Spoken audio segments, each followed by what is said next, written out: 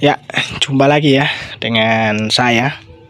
Kali ini saya akan sedikit membagikan tips tentang bagaimana memperlakukan teleskop ya. Ketika sedang entah dipakai atau tiba-tiba lensanya ada kotoran ya. Ini dalam tanda kutip kotorannya di bagian luar ya, bukan bagian dalam. Saya tidak menyarankan untuk iseng-iseng membongkar sendiri atau apa, saya tidak pernah menyarankan. Bahkan saya tidak pernah membikinkan tutorial ya untuk membongkar suatu teleskop, karena resikonya itu besar. Orang itu memiliki daya daya menangkap persuasi atau menangkap ilmu itu beda-beda. Ada yang orangnya otaknya encer, itu ya mungkin paham, dengan sekali tonton paham. Tapi ada juga yang orang mohon maaf, daya tangkapnya itu agak susah.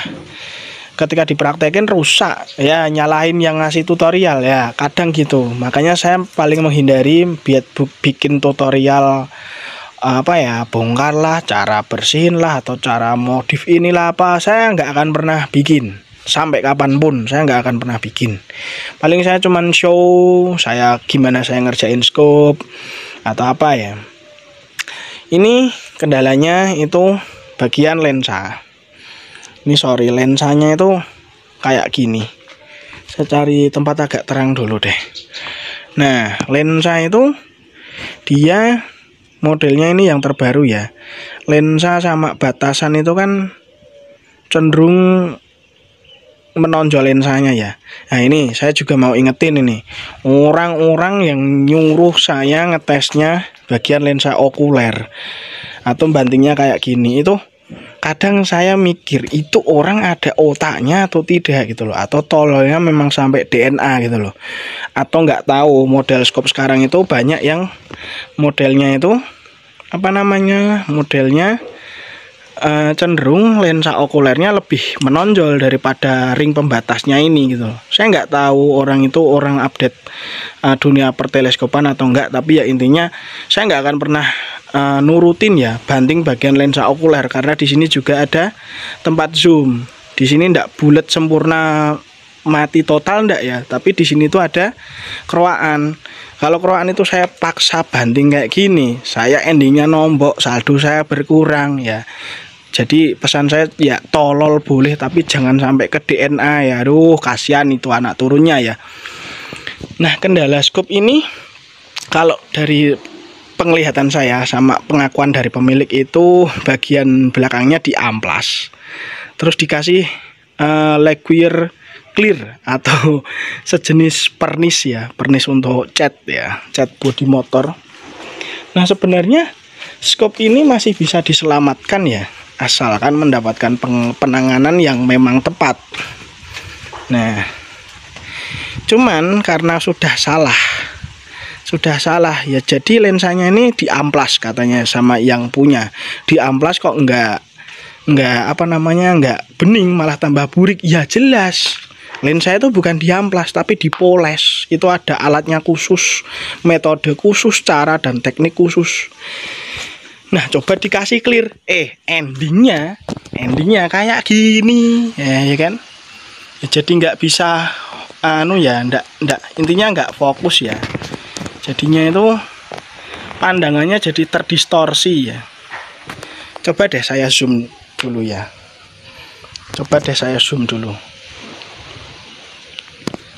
Oke, saya zoom 1,8 kali ya. Itu pandangannya jadi terdistorsi ya. Ya kan, kelihatan kan?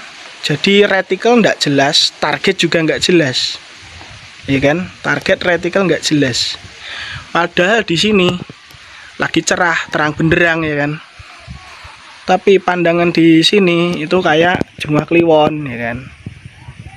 Kayak Jumat Kliwon gitu loh. Nah, biasanya hal seperti ini terjadi itu karena terkadang di sini itu jatuh terus kena kena benturan, ada baretan. Nah, sama yang punya ngusapnya asal. Itu jangan sampai.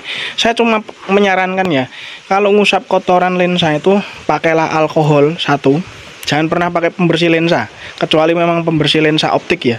Kalau pakai celing apa dan sejenisnya, jangan pernah sekali-sekali pakai itu ya. Pakai pembersih optik jika mau beli di toko-toko kacamata banyak. Atau yang paling murah dan mudah didapat itu alkohol. Jangan pakai hand sanitizer, karena hand sanitizer sudah ada campuran-campurannya dan ada gelnya ya, itu nanti akan ngeplak. Pakai alkohol murni.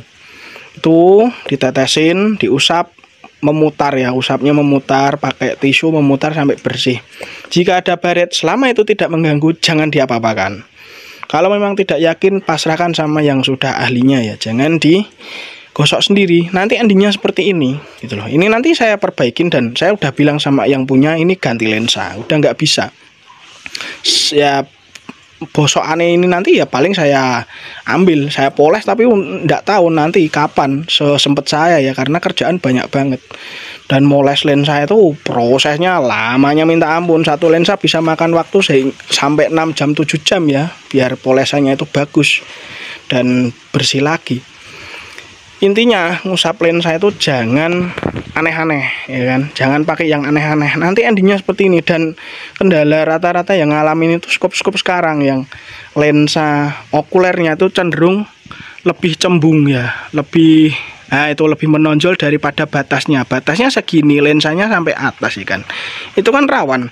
Misalnya ini saya contohkan, misalnya sampai kegores seperti ini, kena batu ya kan kegores, kena ini ya kan, kena tanah ya, itu kan juga bahaya gitu loh.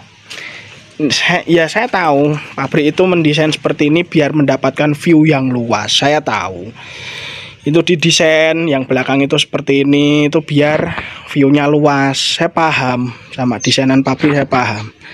Karena mengikuti market di Indonesia itu permintaannya teleskop yang view-nya luas.